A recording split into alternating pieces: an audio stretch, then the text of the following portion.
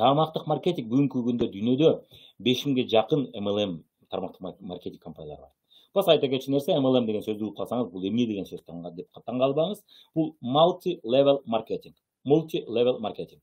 Же болбосо многоуровневый маркетинг, да, multi-level деген, же multi-level деген многоуровневый, көп тармактуу маркетинг. Демек, тармак көп тармак болуп кетет. Сабак өтүп кетет. Андан түшүнөсүз. Көп тармак болуп кеткен маркетинг десек болот да. Ошол үчүн MLM деген бул эмне деп чочубаңыз, бул multi-level. Бизде сетевой маркетинг деп коюшат. А так дүйнөдөгү аты, мунун дүйнөдө белгилүү аты бул multi-level маркетинг, же болбосо многоуровневый, көп тармактуу маркетинг. Бизде кыргызча тилинде тармактык маркетинг деп айтылат. Азыркы учурда АКШда 2500ге жакын тармактык маркетинг компаниялар бар, Европада 700ге жакын компания. Малайзияда болсо 800ге жакын. Мындай карасак, Малайзия бир мамлекетте 800ге жакын компания бар. Эмнеге дегенде, Юго-Восточный Азияда жакын арада биздин компаниябыз Кудай буйрса баары жакшы болсо ачылат. Өзү 23-жылы ачылат деген план бар. Эми кризиске карата билбейбиз, билип кетиши мүмкүн. Бирок Юго-Восточный Азия азыркы күндө тармактык маркетинг индустриясында обороттун, сооданын өсүүсү боюнча номер 1-де турат, Кыргыз боюнча. Эмнеге дегенде, ал жакта пенсия көп мамлекеттерде жок. Адамдар өзүнө пенсия жасоо менен убара, тармактык маркетинг ошон үчүн эң сонун куралдардын бири. Ошол себептен Малайзия менен бир эле мамлекет, Малайзияда 800ге жакын компания бар, көрдүңүздөр. Ал эми Россияда 100ге жакын компания бар. Бизде эми левый настроение деп коет. Левый деген бул мамлекет жасап берсин деген союздан калган ой жүгүртүү бар. Ошол себептен бизде катуу өнүгүлөт бул индустрия. Эми батышта, дүйнөдө, чет өлкөлөрдө эмнеге бул катуу өнүккөн, эмнеге мынча компания официалдуу түрдө иштейт деген суроого жооп, ал жакта ишкерчилик илгертен түшүнүктүү, көбүнө билишет, ишкерчиликке даяр, психологиясы, мамлекет пенсия жасап берсин эмес, ал ким өзүнүн келечегин өзү жасайт, жоопкерчилик өзүндө. Ошол себептен тармактык маркетингди жакшы кабыл алышат. Бизде бул жаман кабыл алат, бизде кыйын дештин кереги жок. Бизде дагы тармактык маркетинг менен иштөөдө өзүнүн сонун плюстары бар, жана өзүнүн минустары бар. Башка мамлекетке барып иштесеңиз дагы өзүнүн сонун плюстары бар, өзүнүн сонун жаман минустары бар. Казакстанда 50ге жакын, 50ден ашык тармактык маркетинг компаниялары официалдуу иштеп атат. Бул чоң мамлекет бизге караганда. Кыргызстанда мен ойлойм 15-20 эле тармактык маркетинг компаниясы официалдуу иштесе керек. Биз эми кичинекей мамлекетпиз. Мисалы үчүн мен көп компанияларды билем. Бизде официалдуу түрдө өкүлчүлүгү жок, бирок Казакстанда бар. Анткени биз кичинекей мамлекетпиз. Так, кеттик анда. Мына азыркы учурда көрдүңүздөр, ушунчалык көп компаниялар иштейт экен. Дүйнөдө тармактык маркетинг компаниялардын жалпы соодасы 150-220 миллиард АКШ доллары. Бир жылдык соодасы мына баарын кошуп келгенде. Бул, мисалы үчүн, мен силерге салыштырмага айтып келтирип берейин. 2021-жылы Россиянын бюджети 280 миллиард доллар болот. Россиянын бюджетине барабар болуп калат. Бир чоң мамлекеттин бюджетине барабар болуп калат. Көрдүңүздөр, канчалык чоң деңгээлде соода жасалат. Бул дагы өзүнчө чоң тармак. Миллиард. Бул деген эмне түшүндүрөт? 150-220 миллиард АКШ доллары соода болду деген, бул деген миллиондогон адамдар акча тапты деген түшүндүрөт. Ал соода жасаган үчүн бул компаниялар акча төлөп берет. Ошол себептен миллиондогон адамдар бул боюнча мына акча таап атышат. Так, бул жерде бирөө поднимает руку дейт, бирөө кол көтөрүптүр. Карыбек кызы Сапаргүл. Жакшы, адашып кеткен окшойсуз. Эгерде суроолор болчу болсо, сиздер вопросы деген бөлүк бар. Жогоруда, мына бул жакта жогоруда көрсөңүздөр болот. Режим вопросы деген жерге суроо жазсаңыздар болот. Суроо жазсаңыз болот, ошол жерге мен ушу суроолорду көрөм. Акырында ушу сабак бүткөндө жооп берип кетем. Так, эми соодасы баса тармактык маркетинг индустриясынын соодасы дайым өсөт. Түшкөн мезгил боло элек. Могу ковид пандемия учурунда билбейт экен, бирок буга чейин соодасы түшкөн момент болгон эмес. Дайым өсүп турат. Жалпы компаниялардын баарын соодасын кошуп келгенде, бул боюнча ассоциация прямых продаж деген бар. Бул дүйнөлүк ассоциация. Ал жерге көпчүлүк учурда, 90% учурда мыйзамдуу компаниялар, туура иштеген каржы пирамидалары кирбейт көбүнчө. Анча-мынча адашып кирип калышы мүмкүн, бирок андай көпчүлүк жок. Биринчиден. Экинчиден, прозрачный, башкача айтканда, жыл сайын отчетун көрсөтүп, ачык түрдө салыкты төлөп, ачык түрдө иштеген компаниялар болот. Ал тизмедечи. Аны ачык түрдө соодасын көрсөтпөгөн компаниялар кирбейт ал жакка. Демек, ал тизме биринчиден. Анан экинчиден, албетте ал жерге мүчө болгон менен алгачкы 100 компаниянын соодасы салыштырылып, рейтинг түзүлөт. Ошол компаниялардын соодасына карата рейтинг түзүлөт. Бул компания мага жакты, жакпады эмес. Соодасы көп болду, демек бул компания ийгиликтүү. Демек, элдер анын продукциясын жакшы көрүп алышат, жана элдер ошол компания менен иштешет дегендин негизинде рейтинг түзүлөт. Ошол ассоциация прямых продаждын данныйына таянсак, пандемияга чейин бир дагы жолу тармактык маркетинг индустриясынын содасы түшкөн эмес, азайган эмес. Тескерисинче көбөйгөн. Көрдүңүз, Азыркы учурда негизинен лидер компаниялар өзү кошуп келгенде 12 миллиард акш доллары содасын жасап атат жылына. Россияда лидер компаниялар орточо 400 миллион акш доллары содасын жасап атат. Көрдүңүздөр Россияда. Ошол 400 миллион акш доллары содасы болуп атса, демек бул сизге базардын чоңдугу. Шунчалык көп адам сода кылып алып атышыптыр. Бул деген, бул кимге керек? Буну ким алат деген суроого жооп. 400 миллион Россияда акш долларына сода жасалып атыптыр. Демек, ошончолук көп адам сода кылып атыптыр продукциясын жакшы көрүп алып. Тармактык маркетинг компанияларынын продукциясын. Көрдүңүздөр, бул дагы өзүнчө Петербургко окшогон чоң супермаркет экен десек болот, сеть супермаркет экен десек болот. Демек, ошончолук көп адам сода жасап атыптыр. Демек, ушунчалык көп адам сода жасап атса, ошонун бир бөлүгүн сиз ушул бизнесмен алек болуп, ошонун бир бөлүгүн сиз алсаңыз болот деген түшүндүрөт, Көрдүңүздөр, базар ушунчалык чоң экен. Демек, мен дагы ошол базарда нан тапсам болот экен деп түшүндүрөт. Эгерде мисалы үчүн айталы бир $1 миллион акш десек, бул кичинекей базар болуп калмай, бирок 400 миллион доллар сода болот. Демек, бул чоң базар дегенди түшүндүрөт. Чоң базарга сиз мындай чоң базардын кичинекей бир бөлүгүн алсаңыз сиз үчүн көп болот, Ошол бөлүгүн сиз дагы бул бизнесмен серьезно профессия катары көрүп, ушул бизнесмен иштеп атып, сиз дагы ошол жерден жакшы өзүңүзгө керектүү акчаны тапсаңыз болот.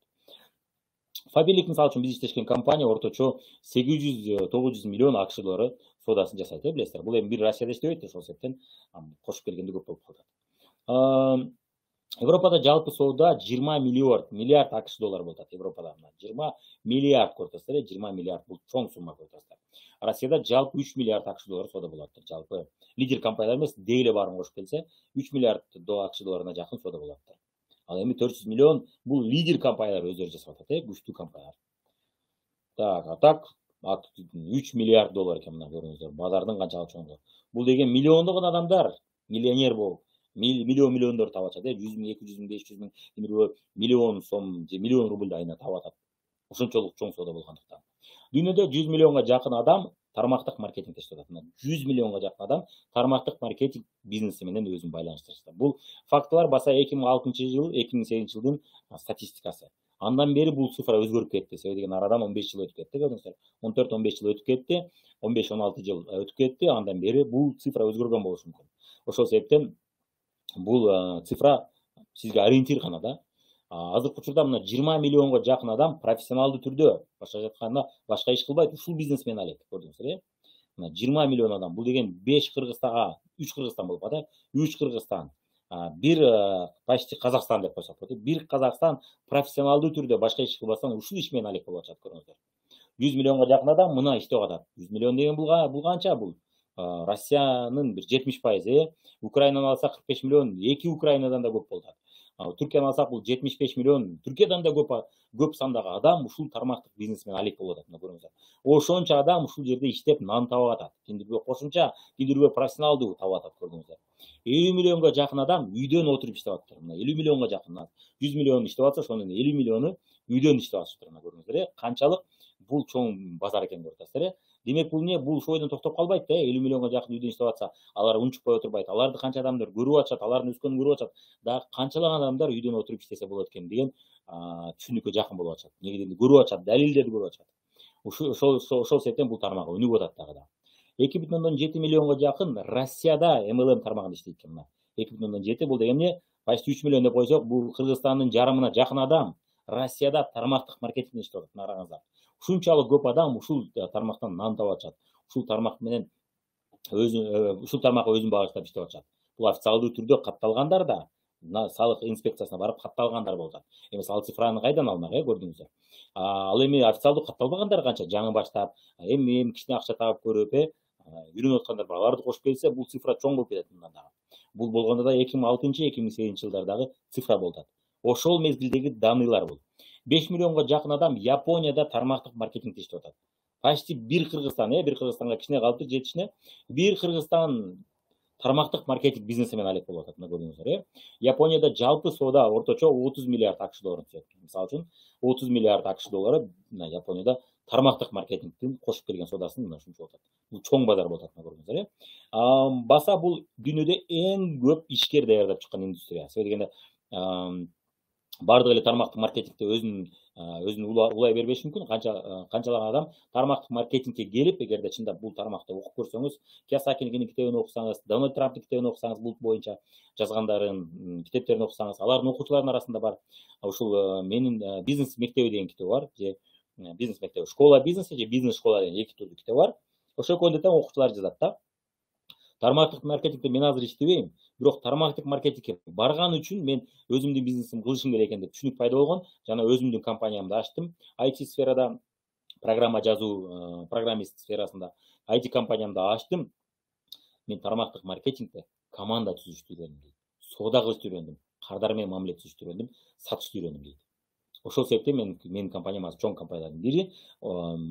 Мен ушул тармактык маркетинг бизнесине чоң рахмат айтам дейт. Бул ошол себептен, дал ошол себептен биздин колубуздан да көптөгөн окуучулар өттү.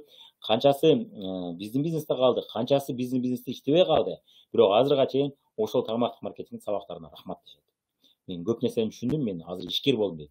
Менин досторум мен тармактык маркетинг иштеп жүргөн адам менен сүйлөшүп жүрүп, папка кучактабаш керек экен, бирөөнүн колуна иштеп эле жүрө бербеш керек экен, өзүңдүн бизнесиңди ачыш керек экен деген түшүнүккө келишти. Менин инилеримдин арасында ошондойлор көп бар. Азыр өздөрүнүн компаниялары, өздөрүнүн бизнестери бар.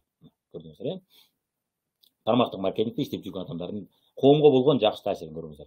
Биз көптөгөн адамдарды ишкер жолуна салабыз. Эң көп ишкерлерди даярдап чыккан индустрия бул тармактык маркетинг индустриясы. Жада калса IT сферада, программирование сферасында дагы ушунчалык көп ишкер жок экен. Статистика боюнча эң көп ишкерлерди даярдап чыккан тармак бул тармактык маркетинг индустриясы экен. Мына коомго болгон пайдасы. Демек биз коомдо, дүйнөдө ишкерлердин санын көбөйтүп атабыз. Ишкер деген маданиятты өнүктүрүп атабыз. Ишкер деген нерсени түшүнүктүү берип атабыз. Мектеп бербейт ал нерсени, университет бербейт. Дал тармактык маркетинг ошону популярдаштырып, элдин оозуна жеткирип атат. Себеби биз эмне бизнес кылбасаң мындай болот деп түшүндүрөбүз. Мына биздин коомго болгон пайдабыз. Ал эми ишкерлер өнүксө, экономика өнүгөт. Ишкер көп жерде экономика, соода өнүгөт, адамдардын көптөгөн проблемалары чечилет. Ишкерлер ошол проблеманы чечүүнү уюштурушат. 125 мамлекетте официалдуу иштейт азыркы учурда тармактык маркетинг компаниялары. Кытайда, Кореяда гана чектелген. Кытайда билесиздер, коммунизм болгондуктан ал жакта чектелген. Тыюу салынган эмес, чектелген. Кореяда да чектелген. Ал жерде өзүнүн себептери бар. Түндүк Кореяда. Түндүк Кореяны билесиздер, ал жак өтө катуу, көп нерсе чектелген. Ал жерде көп нерсе тыюу салынган.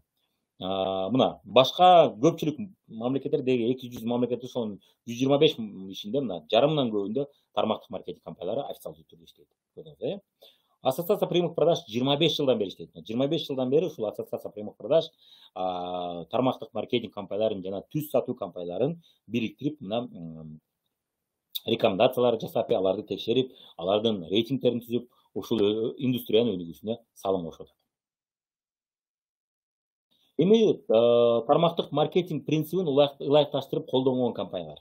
Алар тармактык маркетингди колдонбойт, бирок тармактык маркетингдин иштөө жолун колдонушат өздөрүнүн ишинде. Бул Colgate, Ford, MasterCard, сиздер билген карточка, Visa карттын шериги MasterCard. Canon, сиздер билген ксерокопия жасаган, ошол боюнча атактуу техникалар жасаган. Ал фотоаппарат жасайт жана башка. Lipton, чайды билесиздер. Мына бул дагы тармактык маркетинг иштөө жолун колдонушат.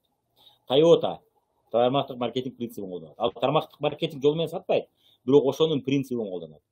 Кайсыдыр бир мисалы үчүн айталы, соода агенттеринин айлык төлөөбөстөн процентке алышат, независимый дистрибьютор өз алдынча ишкер болуп биз менен иштейт.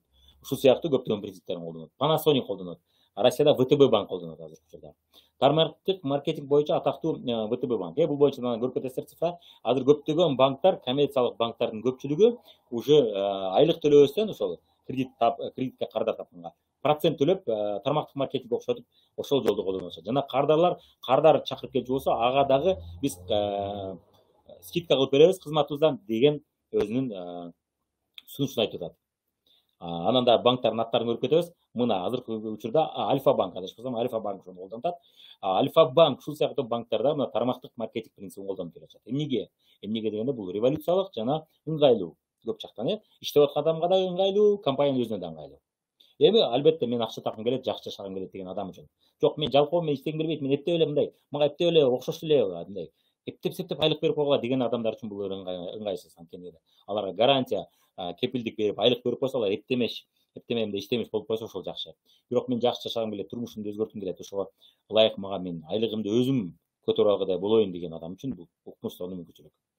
Ошон үчүн ушул принципти колдонуп атат.